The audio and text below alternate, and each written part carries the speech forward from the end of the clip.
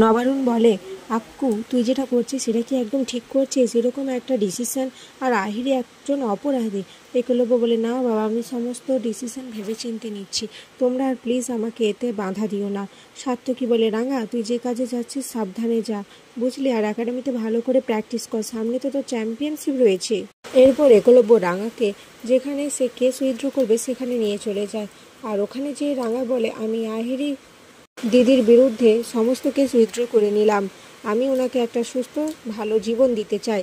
এটা শুনে অফিসার বলে, দেখুন আপনাকে কেউ জোর করছে না তো, আপনি ভেবেচিন্তে করছেন তো, দেখুন যদি আপনাকে কেউ পড়াশোনা করে থাকে তাহলে আমাদের বলুন। এদিকে আহিরির বাবা মা খুব খুশি হয়ে যায়। রাঙা অফিসারকে বলে, না না, আমাকে কেউ জোর করছে না বা আমি কারো প্ররোচনায় করছি না, যা কিছু বলছি আমি নিজের মন থেকে বলছি।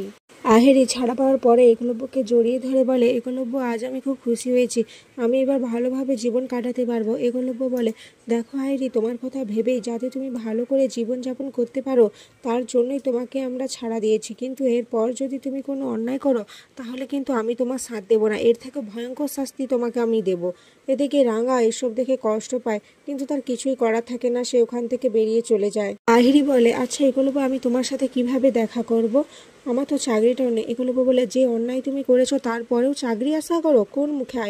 আহিরি কিছু বলে না। এরপর বলে, আচ্ছা একলব্য, আমি কিভাবে দেখা করব এটা বলো তো, তোমার বাড়িতেও তো আন্টি আমাকে অ্যালাউ করবে না। একলব্য বলে, দেখো আহিরি, এখন এসব কথা বাদ দাও, আমি এখন তোমার সাথে এসব নিয়ে কথা বলতে চাইছি না, তুমি তোমার মা বাবার কাছে যাও, আর আমাকে এখন রাঙামতির একাডেমিতে যেতে হবে।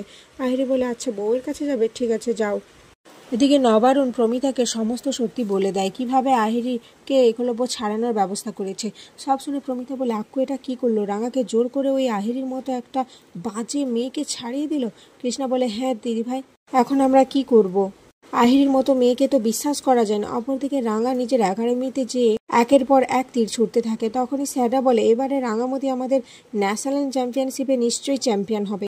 এদিকে রাঙা একের পর এক তীর ছুটতে ছুটতে হঠাৎ অসাবধানতাবশত একটা তীরের আঘাতে রাঙার হাত কেটে যায়। আর একলব্য তখন ওখানে চলে আসে, এসে বলে, কি রাঙা, তোমার হাত কাটলো কিভাবে? এই নাও, আমি ওদের মেডিসিন লাগিয়ে দিই। কিন্তু রাঙা কিছুতেই লাগাবে না। সে বলে, তুই আহিরি দিদির কাছে যাসনি কেন? এখানে কি করছিস? তোর তো এখন ওর কাছে থাকা উচিত। একলব্য বুঝতে পারে রাঙা তার উপর রাগ করে আছে। রাঙা বলে, আমি যদি প্র্যাকটিসটা না করি তাহলে এরপর আমার উপর যদি কোনো বিপদ আসে তার মোকাবেলা করব কিভাবে বল? আর আমি নিজেকে এমনভাবে গড়িয়ে তুলতে চাই যেটাতে আমি নিজের বিপদে নিজে মোকাবেলা করতে পারি, আমি কারোর সাহায্য চাই না, কারণ জীবনে একা একাই বাঁচতে হয়। এদিকে একলব্য খুব ভালো করে বুঝতে পারে রাঙা তার উপর কোনো কারণে রাগ করে আছে আর অভিমান করে আছে। একলব্য মনে মনে ভাবে, রাঙামতি, তুমি আজ যা করলে আমার বুকের উপর থেকে একটা বড় পাথর সরিয়ে দিল, অনেক বড় বোঝা কমলো আমার মনে। তার জন্য তোমাকে ধন্যবাদ, যে ছোট করব না, কিন্তু তোমার অভিমান আমি ঠিক ভাঙিয়ে দেব। আর এখানেই আজকের পর্ব শেষ হয়ে যায়।